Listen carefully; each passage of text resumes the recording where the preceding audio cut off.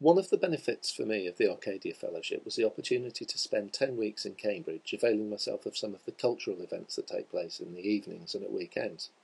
These events are listed in a variety of places. The Talks.campsite lists a huge selection of public lectures and spoken word events. The What's On guide provides information about exhibitions and gallery events. And the Student Union's Events at Campsite lists many of the student society activities.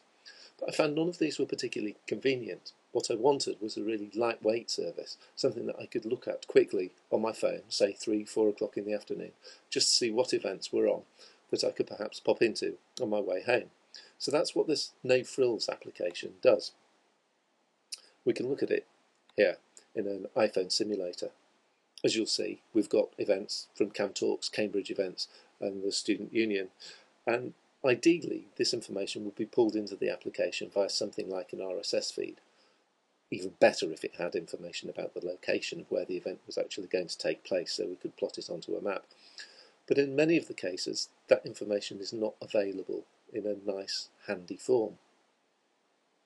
What I have to do is I have to run a web service called a screen scraper that will load the original web page, try to scrape off the information about a particular event, and then pop it into a form that I can consume and display easily in this application. But that's by the by. What I want to say here is more about what these quick prototypes can do to help us think about the sorts of tools that may be increasingly useful on a daily basis. So here, if we click on one of these items, we get a list of the day's events along with the time. And if we click through again, this would ideally lead us to a page with a bit more information and the location of the event. As it is at the moment, it just leads to a link that clicks through to the original web page. Now, what I want to say about this application is, in and of itself, it is useful. It was quite quick for me to put together. It would have been much easier if information had been made available from the originating websites in a portable format, in a format that is appropriate to syndication. But having got the application, it's something that I can take to the publishers of these information services and say to them, if you could just provide this information in this nice, simple, syndicatable format, then I can provide you with a mobile service, a mobile interface very, very quickly.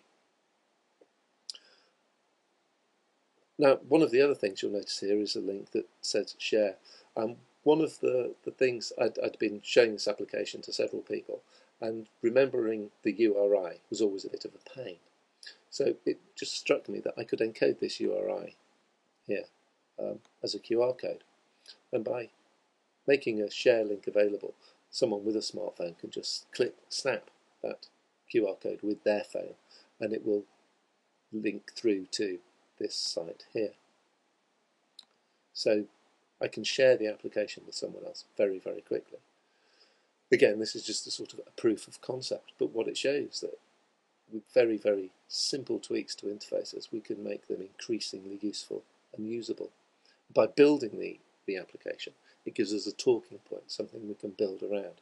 Having got this application, it's easy to see, I've got a list here. Wouldn't it be nice if I could plot those lists on a map, for example? It doesn't take much to be able to do that. What we've got something that works now that we can build incrementally, improve the look, improve the feel, improve the usability, but all the while it's useful and usable in its own right.